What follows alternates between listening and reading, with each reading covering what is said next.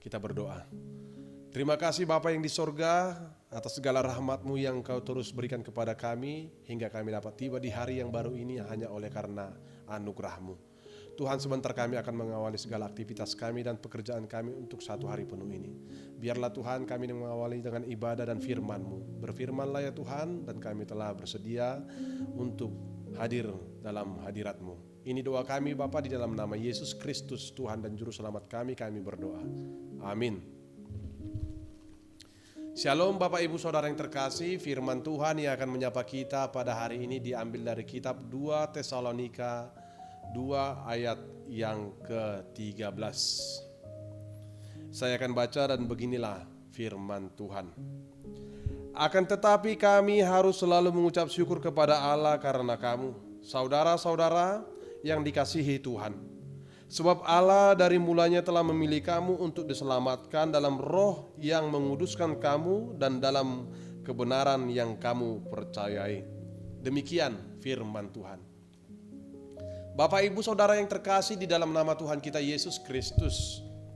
Di zaman kita yang sekarang ini kita dapat lihat bahwa mau ikut bersukacita, ikut bergembira karena orang lain menerima kenaikan pangkat, jabatan, dapat rezeki, dapat keuntungan, dan menerima hal-hal yang baik di dalam keluarga dan pribadinya adalah sesuatu yang sulit untuk dilakukan.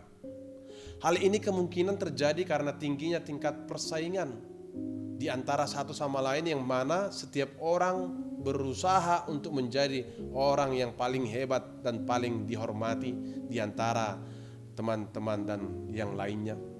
Namun Bapak Ibu Saudara yang terkasih, berbeda halnya dengan panggilan firman Tuhan yang menyapa kita pada hari ini, yaitu kita dipanggil untuk mau turut bersukacita dan bersyukur atas kebaikan Tuhan kepada orang lain seperti apa yang telah diperlihatkan Tuhan dalam nats renungan kita pada hari ini.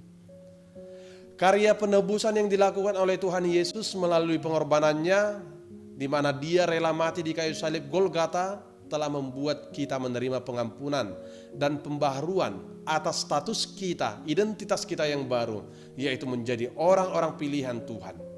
Hal ini secara tidak langsung untuk meminta kita memperlihatkan kualitas hidup kita dengan senantiasa mau bersyukur.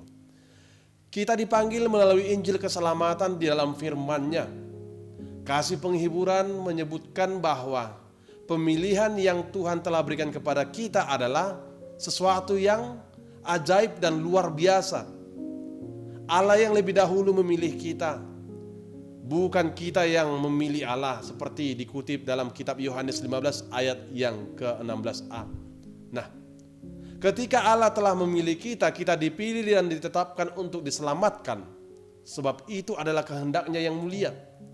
Kita telah masuk ke dalam barisan orang-orang pilihan Tuhan tanpa seleksi yang ketat, melainkan hanya oleh karena prinsip sola gratia dari Allah semata yang sungguh luar biasa, dan itu artinya kita berharga di mata Tuhan.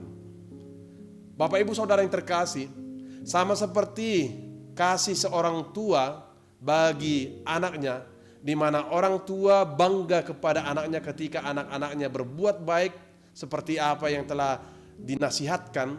Tentu di dalam pilihan Tuhan ada terkandung sekaligus hadiah keselamatan dan juga tugas tanggung jawab melakukan segala kehendaknya. Amanat ini adalah bagi kita yang telah dipanggil dan yang telah dipilih oleh Allah agar tetap senantiasa mau hidup berakar dan berpegang teguh pada ajaran-ajaran firman Tuhan yang telah tertulis di dalam Alkitab. Sebab firman Tuhan adalah Kristus itu sendiri. Kita dipanggil untuk bertahan di atas Injil Kristus sebagai kebenaran di tengah-tengah situasi roh-roh zaman yang selalu baru, yang selalu ingin terus merusak iman kita dan kehidupan rohani kita. Dunia ini penuh dengan segala usaha dan keinginannya untuk menjerumuskan dan bahkan ingin menjatuhkan kita. Tetapi kita tidak goyah karena kita berdiri di atas fondasi yang kokoh, yaitu nama Kristus. Bapak Ibu Saudara yang terkasih, jika kita adalah pribadi yang berharga di mata Tuhan, pertanyaannya adalah, apakah kita mau bangga menjadi orang Kristen? Apakah kita masih bangga menjadi warga jemaat HKBP? Apakah kita masih bangga dengan semua tugas pelayanan-pelayanan yang telah kita terima? Pertanyaan ini adalah jalan bagi kita untuk kembali mengingatkan sebagai orang-orang pilihan Tuhan, agar kita senantiasa terus dipanggil untuk tetap kuat dan teguh, tidak goyah, tidak berubah, tidak mundur dalam semangat kesetiaan kita berkomitmen dalam menjalankan kehendak Tuhan demi kemuliaan namanya dalam segala pekerjaan dan perbuatan baik serta semua pelayanan-pelayanan yang ada pada kita. Amin.